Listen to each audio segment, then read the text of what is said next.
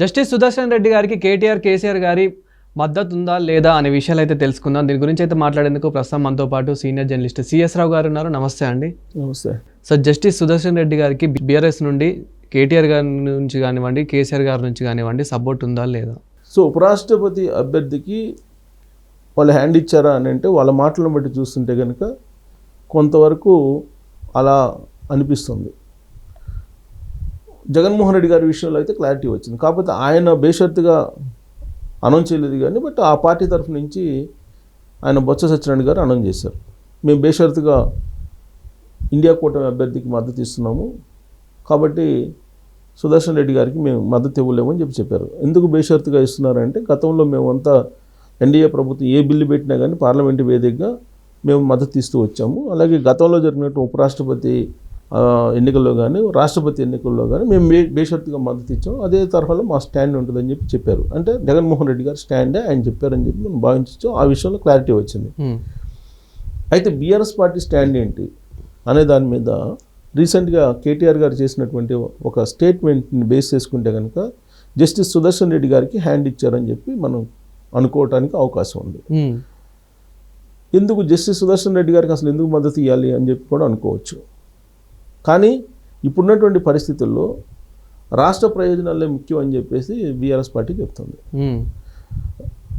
Urea ఎవరిస్తే వాళ్ళకు మా మద్దతు అని చెప్పారు కేటీఆర్ గారు.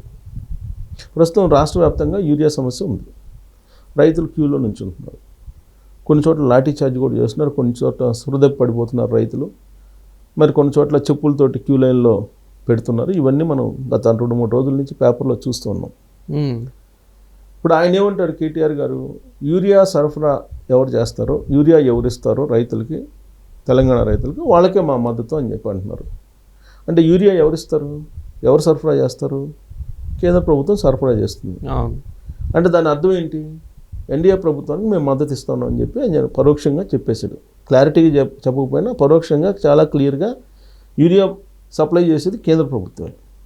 సో కాబట్టి మేము వాళ్ళకు మద్దతు ఇస్తామని చెప్పి ఆయన దాదాపుగా చెప్పినట్టే అనిపిస్తుంది, అఫీషియల్గా అనౌన్స్ చేయకపోయినప్పటికీ.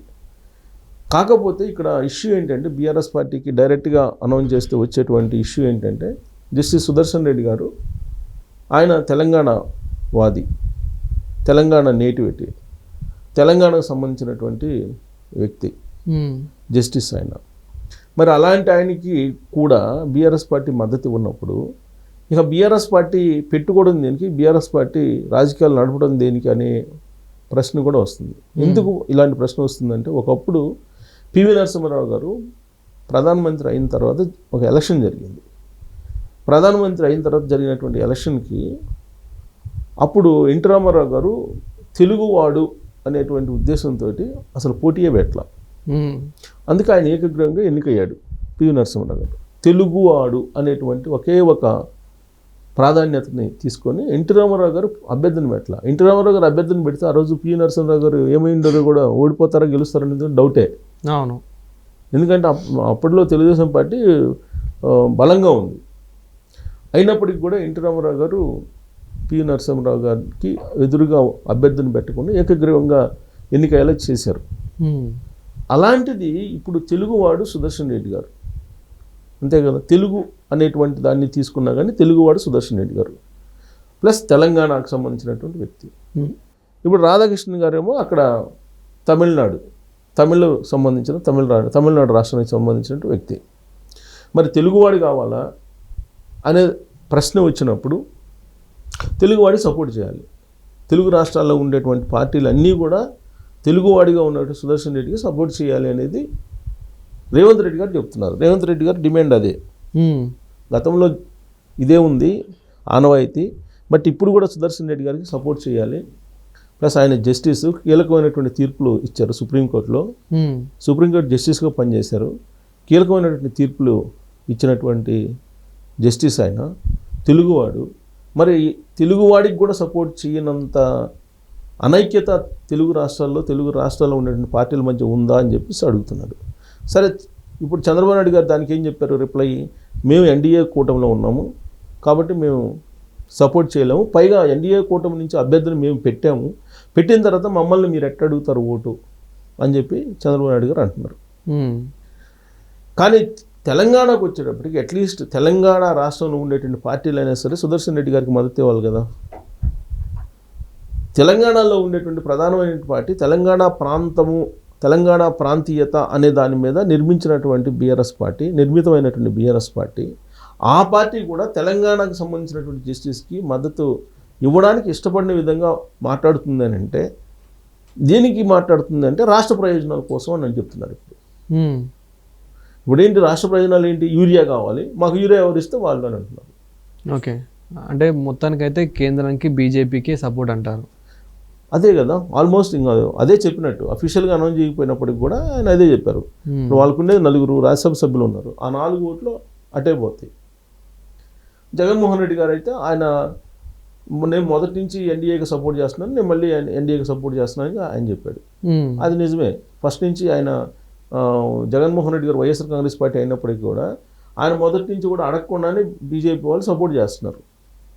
సరే, తెలుగుదేశం పార్టీ మొదటి నుంచి ఎన్డీఏలో ఉంది, ఇప్పుడు కాదు, మొదటి నుంచి ఎన్డీఏలో ఉంది. కాకపోతే 2019 ఎన్నికలకు ముందు రాష్ట్ర ప్రయోజనాలను తాకట్టు పెడుతున్నారు చంద్రబాబు నాయుడు గారు అని చెప్పేసి జగన్మోహన్ రెడ్డి గారు ఒక స్లోగన్ తీసుకొని ఎన్డీఏ నుంచి బయటకు వచ్చేలాగా ప్లాన్ చేశారు. అది సక్సెస్ అయింది. ఎన్డీఏ నుంచి చంద్రబాబు నాయుడు గారు బయటకు వచ్చారు. ప్రత్యేక హోదా ఇవ్వలేకపోతే ఇవ్వనటువంటి ఎన్డీఏలో మీరు ఎందుకు ఉండాలని చెప్పి ఆ రోజు నాకు క్వశ్చన్ చేశారు జగన్మోహన్ రెడ్డి గారు.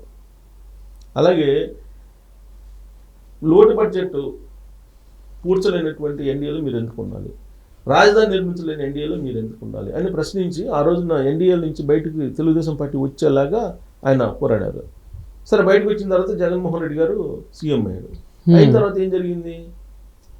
ఆయన జైహో మోడీ అన్నాడు. జైహో మోడీ అని చెప్పి ప్రత్యేక హోదా అనేది దేవుడి దయ, మనం ఏం చేయలేమని చెప్పాడు.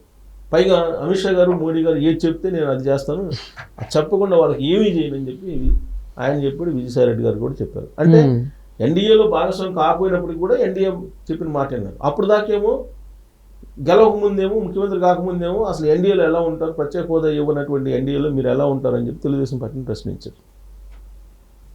ఆ తర్వాత మొత్తం సీన్ రివర్స్ అయిపోయింది. ఆయన ముఖ్యమంత్రి అయిన తర్వాత ఎన్డీఏలో ఆయన మొత్తం ఎన్డీఏకు సంపూర్ణమైనటువంటి మద్దతు ఇస్తూ వచ్చారు. ఇప్పుడు కూడా ఇస్తున్నారు. దానికి కారణం ఏంటంటే రాష్ట్ర ప్రయోజనాలు అంటే కాదు, స్వప్రయోజనాలు అంటే అవును అనిపిస్తుంది.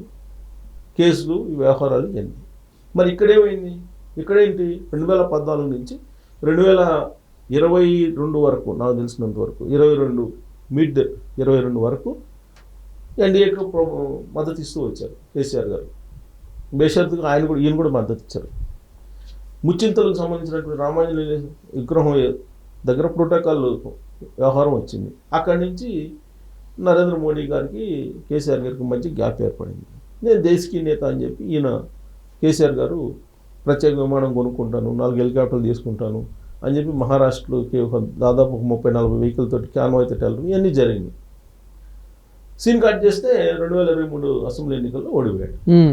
ఓడిపోయిన తర్వాత ఏమన్నారు? ఉంటే ఇండియా కూటమిలో ఉండాలి, లేదంటే ఎన్డీఏ కూటమిలో ఉండాలి, లేదంటే ప్రాంతీయ పార్టీలు బతకం అని చెప్పి కేటీఆర్ గారు ఒక స్లోగాన్ అందుకున్నాడు. ఈ లోపల అసలు బీజేపీలో విలీనం కాబోతుంది బీఆర్ఎస్ పార్టీ అని చెప్పి ఆయన కేసీఆర్ గారి కుమార్తె, తర్వాత సీఎం రమేష్ లాంటి వాళ్ళు చెప్పారు. ఇప్పుడు ఏమంటున్నారు? ఉపరాష్ట్రపతి ఎన్నికల్లో వాళ్ళు బీజేపీని వ్యతిరేకిస్తున్నారంటే వ్యతిరేకించట్లేదు. బీజేపీ నిల్చోబెట్టినటువంటి అభ్యర్థికి మద్దతు ఇవ్వడానికి రెడీ అయ్యారు. దానికి యూరియాని మెలిపెడుతున్నారు. అంటే అసలు బీఆర్ఎస్ పార్టీ స్టాండ్ ఏంటి? అంటే తెలంగాణ వాళ్ళైనా సరే మద్దతు ఇవ్వరా మీరు? ఇప్పుడు యాక్చువల్గా సుదర్శన్ రెడ్డి తెలంగాణ వ్యక్తి కదా, కనీసం తెలంగాణ వ్యక్తి ఉపరాష్ట్రపతిగా మీరు పోటీ చేస్తున్నప్పుడన్నా మద్దతు ఇవ్వాలి కదా. గెలవకపోవచ్చు, అది వేరు, మెజారిటీ లేకపోవచ్చు, గెలవడానికి తగిన ఓట్లు లేకపోవచ్చు ఆయనకి. కానీ తెలంగాణ వాడిగా అట్లీస్ట్ మద్దతు ఇచ్చి ఓట్లు వేస్తే కనీసం మెజారిటీ గ్యాప్ అన్న తగ్గుతుంది కదా, విలువైన పెరుగుతుంది కదా. వాడు ఆ కోణం నుంచి కూడా ఆలోచించకుండా నరేంద్ర మోడీ గారికి జై కొడుతున్నారు కేటీఆర్ గారు. అంటే దాని అర్థం ఏంటి? ఎన్డీఏలో కీలక భాగస్వామ్యం చంద్రబాబు నాయుడు గారికి కూడా జై కొడుతున్నట్టే. సో కేటీఆర్ గారు తెలుగుదేశం పార్టీకి జై కొడుతున్నారు. ఇండైరెక్ట్గా ఆల్రెడీ ఆయన స్టేట్మెంట్ అది అర్థమవుతుంది. Thank you sir. Thank you.